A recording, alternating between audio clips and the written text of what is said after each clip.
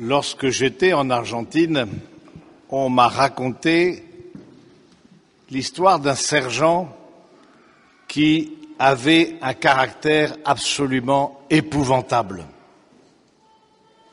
Il poussait des colères terribles, humiliait parfois ses subordonnés, et chacun, quand il le voyait s'approcher, commençait à trembler. Qu'est-ce qui va me tomber dessus ? Et pourtant, ce sergent communiait tous les jours. Un soldat un peu plus intrépide qu'un autre s'adresse à lui. « Sergent, on ne comprend pas. Vous nous traitez durement et vous communiez tous les jours. » Et lui de répondre « Vous n'avez pas idée de comment je pourrais vous traiter si je cessais de communier quotidiennement. » Et voilà la dévotion eucharistique des soldats renouvelée tout d'un coup, encourageant leur sergent dans cette communion quotidienne. Cette petite histoire en dit long sur l'Eucharistie.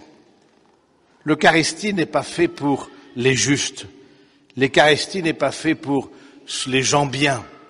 L'Eucharistie est fait pour ceux qui ont besoin de la miséricorde et ceux qui ont besoin de la grâce du Seigneur pour entrer dans cette application du commandement nouveau.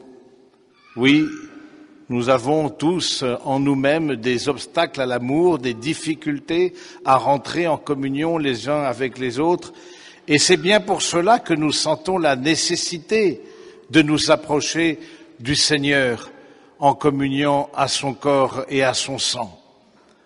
Parce que le cœur même de l'Eucharistie, c'est la communion. Et vous savez vous-même que lorsque vous étudiez la structure de la messe, il y a d'abord cette liturgie de la parole, la liturgie de l'Eucharistie, et ensuite la communion et la bénédiction, l'envoi. Tout vise à la communion. Et c'est bien parce que nous avons des difficultés dans nos relations que nous avons cette impérieuse nécessité. La communion demande, au fond, la transcendance. La communion n'est pas simplement le face-à-face de psychologie blessée. Ça demande de s'ouvrir à plus grand que soi, de s'ouvrir à celui qui est capable de nous faire miséricorde. Miséricorde non pas comme un encouragement au mal, celui qui dit, de toute façon, je continue d'agir mal et Dieu me fait miséricorde. Non, bien au contraire. La miséricorde, c'est un point final mis au mystère du mal, en nous et autour de nous. Et cette miséricorde s'est faite chair en Jésus-Christ, et cette continuité de l'incarnation sous les espèces du pain et du vin auxquels nous communions, eh bien, nous permet aussi de mettre un terme, en tout cas de nous soutenir dans notre combat spirituel contre le mal en nous et autour de nous. Oui, l'Eucharistie, c'est fait pour les pauvres, pour ceux qui ne savent pas aimer, pour ceux qui supplient la grâce et qui viennent à genoux supplier dans la communion au corps et au sang du Seigneur un cœur nouveau, un esprit nouveau. Alors nous avons, nous, toute notre place dans chaque Eucharistie dominicale, et plus si affinité, nous avons tous notre place parce que précisément, tous, dès que nous rentrons dans une vie intérieure un peu sérieuse, nous prenons conscience des difficultés à rentrer d'abord en communion avec Dieu parce que nous avons parfois cette tentation du démon qui nous présente Dieu comme celui qui s'oppose à nous, la volonté de Dieu s'opposant à notre propre volonté, c'est une tentation, mais aussi nous avons des tentations quant à la relation d'amour que nous sommes invités à avoir, la relation de charité avec nos prochains et avec le prochain et singulièrement avec le prochain proche. Oui, l'Eucharistie est un soutien. C'est, selon la tradition, non seulement le pain des anges, mais c'est le pain des forts. C'est-à-dire que chaque Eucharistie nous fortifie petit à petit de communion en communion. Eh bien, nous sommes invités à transformer notre cœur de pierre en cœur de chair. Et c'est vrai que quand quelqu'un délaisse la pratique dominicale, ce n'est pas tout de suite que se voient les conséquences. Parce que j'ai eu l'occasion de parler avec surtout un certain nombre de jeunes qui étaient passés par un moment d'abandon, une certaine, ou lassitude, ou simplement paresse. Eh bien, il dit, bon, somme toute, ça n'a pas changé grand-chose. C'est vrai qu'au début, ça ne change pas grand-chose. Mais progressivement, et pour aussi avoir accompagné nombre de personnes qui ont fait un retour à Dieu, progressivement, nous rentrons dans une forme d'impunité. Parce que nous n'avons plus ce contact personnel avec le Seigneur. Et donc nous nous permettons des choses que nous ne serions pas permises si nous avions communié, nous avions écouté la parole du Seigneur. Alors prenons très au sérieux cette pratique dominicale, parce que précisément, elle est le lieu de notre croissance spirituelle. Nous grandissons à la mesure où nous communions intérieurement, nous communions sacramentellement au corps et au sang du Christ. C'est là que se trouve notre croissance spirituelle. C'est lui qui donne la croissance, selon le mot de saint Paul. Et donc, nous avons cette chance, cette grâce énorme d'avoir un contact avec notre Dieu dans l'Eucharistie. C'est unique, il n'y a que les chrétiens. Les autres religions ont peut-être certaines des images ou simplement des textes. Nous, c'est Dieu lui-même qui vient sur l'autel. Il est autant Dieu sur l'autel qu'il est dans le royaume. Et ce contact dans la foi, puisque l'Eucharistie c'est le mystère de la foi, ce contact dans la foi, évidemment, nous renouvelle dans notre charité.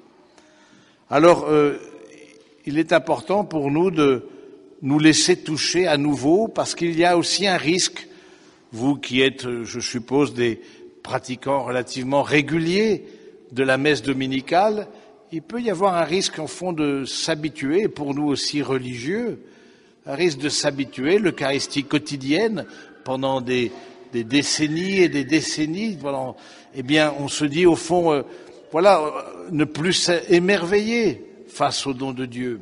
Et c'est pour ça que nous est donné cette fête du Saint-Sacrement du corps et du sang du Seigneur.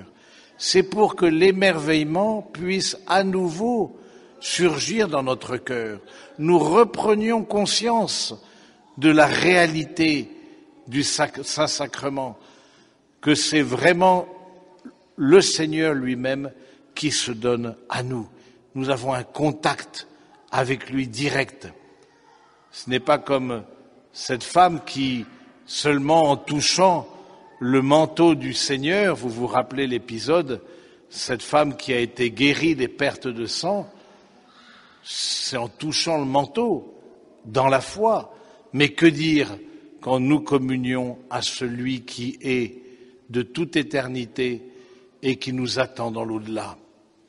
Oui, nous sommes invités, frères et sœurs bien-aimés, à nous renouveler dans l'émerveillement, dans la confiance, dans l'ardeur eucharistique, d'où l'importance aussi de prier pour les prêtres.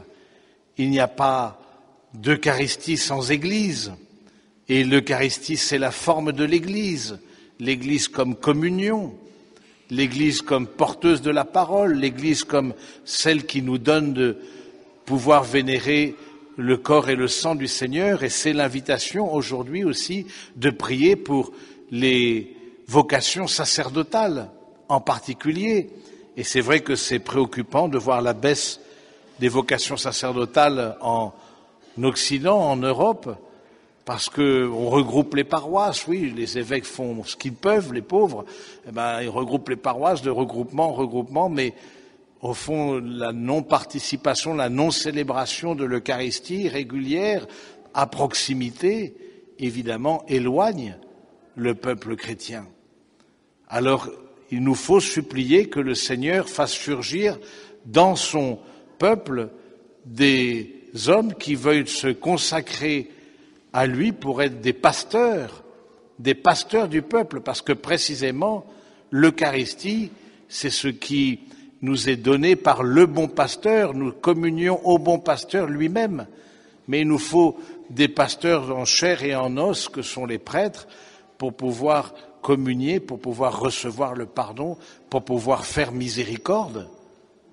Oui, la baisse des vocations sacerdotales doit nous toucher aussi notre cœur, notre prière, mais aussi être un axe dans l'éducation, puisque nous invitons les familles à participer aujourd'hui à la fête Dieu, de susciter aussi dans le cœur des jeunes garçons, eh bien, cette possibilité, tout en laissant évidemment une liberté de conscience, mais en tout cas une possibilité, ne serait-ce que la fréquentation de prêtres, peut faire surgir, eh bien, le désir de se consacrer au Seigneur, ou aussi le service de l'autel.